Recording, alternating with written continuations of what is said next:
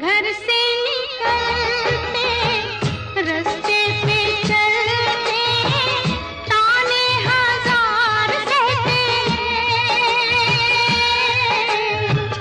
हम तो नहीं वो दीवाना जिनको दीवाने लोग कहते हैं।